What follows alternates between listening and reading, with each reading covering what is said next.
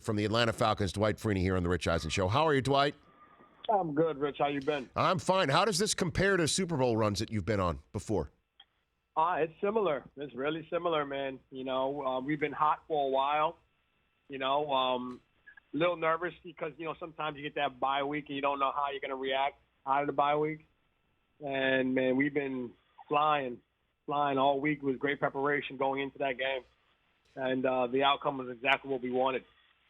Although it started slow. I mean, you did take a punch. I mean, they threw a haymaker right to start on you guys and scored on the opening drive. What was going on the sideline at that point in time, Dwight? Well, I don't think anything really happened. I mean, this is a four-quarter game.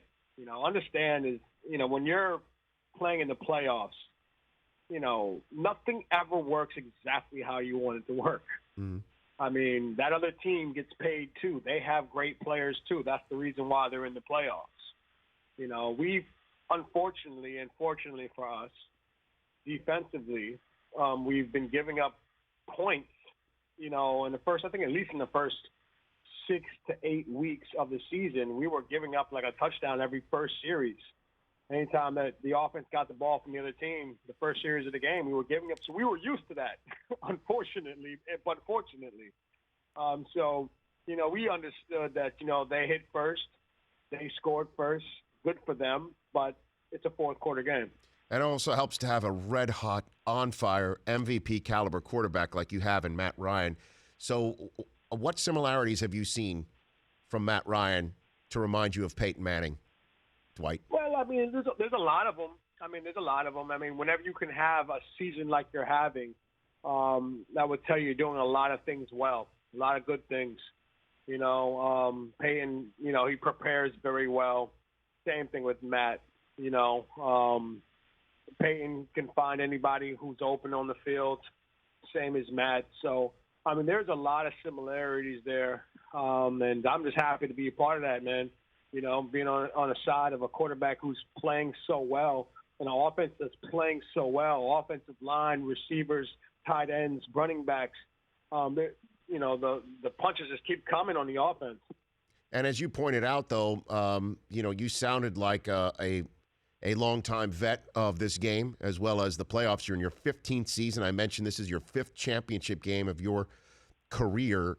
What is your role on this team, do you feel, right now? And I'm not just talking about when you put the helmet on and the ball gets snapped.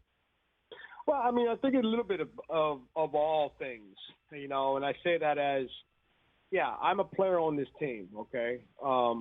I strap my helmet on just like the next guy, and I'm out there trying to perform and produce and have some production to lead this team, to victory, like every other guy, right? But the other side of me is the fact that I have a lot of experience, okay? And I've experienced this moment many times in my career. So what I can do is help a lot of guys who hadn't experienced this and kind of catch them up to speed, kind of get them ready mentally, what to expect, what not to do, throughout the week to kind of, I guess, raise their awareness, going into this type of moment. And Vic Beasley was on our show last week, Dwight. He said that he's learned a lot from you. What do you think he has gained from you and what you've said to this young kid who led the league in sacks at 15 and a half this year? Well, I just try to catch him up to speed and raise, and I guess his IQ, his football IQ. It's kind of, he has all the ability in the world. Okay, he's a strong guy, he's a fast guy, agile guy. Reminded me a lot of myself when I was younger. But the thing is, there's other things that you just don't know until you know. When you actually dial up certain moves, when do you do it? When you see certain formations, what does that mean? When the offensive tackle does, a hard set or a deep set or this, that, and the other, what do I do as a guy who wants to get after the quarterback? Those are things that I can help him with.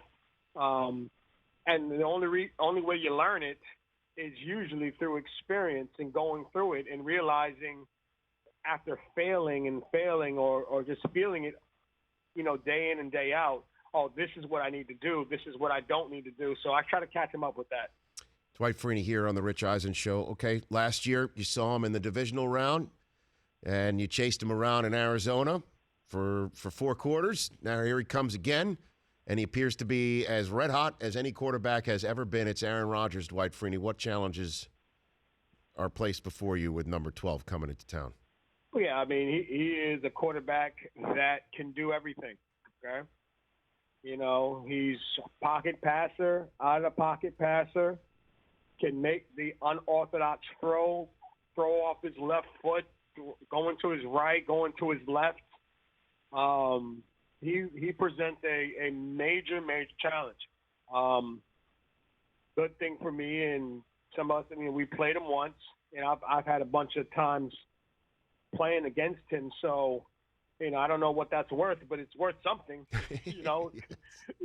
I know I at least kind of can know what to expect a little bit, but it's still going to be a challenge because of the fact that he has the ability to do so much, including making sure somebody either next to you or you jumps off sides. I mean, so what are you going to be talking about in the meeting room with him? Because if you rush him, you get him off the spot, that's a problem. If you don't rush him and don't get him off the spot, it's a problem. If you rush too soon, it's a problem because he might get the old proverbial free play. What do you tell everybody, Dwight, about him? I think it's pretty much it's a problem. But, however you look at it. But the thing is, you just got to go out and execute the game plan to a T. You come up with a game plan, okay, whatever that is, all right, leading up into the game, and everybody believe in that game plan and execute that game plan to a T based on whatever the reasons why we want to do what we want to do. I think if we do that, you have a little bit more success because everybody's on the same page. When you have situations where guys do their own thing, then whatever game plan you had ended up falling apart.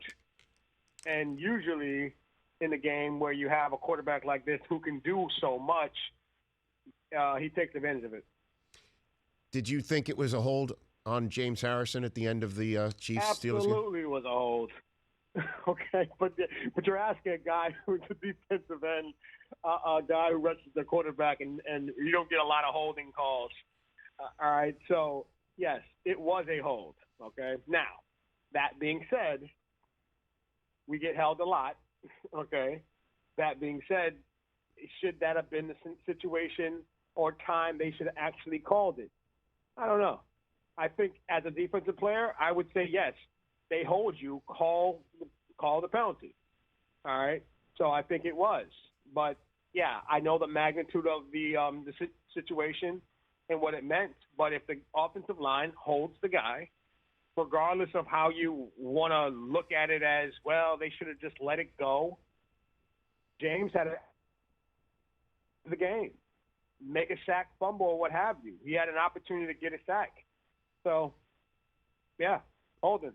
Now, though, can you sell it a little bit? Because Harrison lost his footing there. Do you think that? No, I don't. I think he lost his footing because of the hold. I think when you grab a guy around his collar and you start yanking down on him, okay, and a guy who's up over 300 pounds, then, yeah, he's going to lose his footing coming around the corner because he's getting yanked to the ground. But like I said, it's kind of how you look at it. It's kind of how you see it. Are there worse holds? Yes, absolutely. Are there calls that are so obvious that you just have to call it? Yes, 100%. I don't think that was one of those scenarios where it was so blatantly obvious where you had to call it. But was it a hold? Yes. And did you hear that Harrison, as soon as he landed, went right and started working out? Did you see that, Dwight? I don't know if you heard that. He went where? He went right to start working out. Went right into the weight room as soon as he got back to Pittsburgh at the crack of dawn. No sleep. Went right in there. Good. Hey, he's been playing for a long time. No, so have you. So have you. And I guess that's my way of bringing it up here is that one last thing for you is how tough is it to be playing at the top of your game after 15 seasons, Dwight? Well, I mean, the thing is, you work, you have a routine. The good thing about it is the longer you play in this league, you have a routine that you stick by, and you go with, and you continue to do so, and it's gotten you this far, so don't abandon it. So it's not hard to do that. To play at the top of your game at where you are in your career, I don't think it's really hard. Now, if you're saying play at the top of your game like how you were in 2005, well, that might be impossible, you know what I'm saying, because of Father Time. But playing at the top of the game based on where you are in your career, it's easier to do because of the routine that you have set to get you to that point. Dwight, soak it in. Enjoy it. Hope to see you in Houston. All right, man. You take care. You got it. It's Dwight Freeney. The Rich Eisen Show, weekdays at noon Eastern on Audience.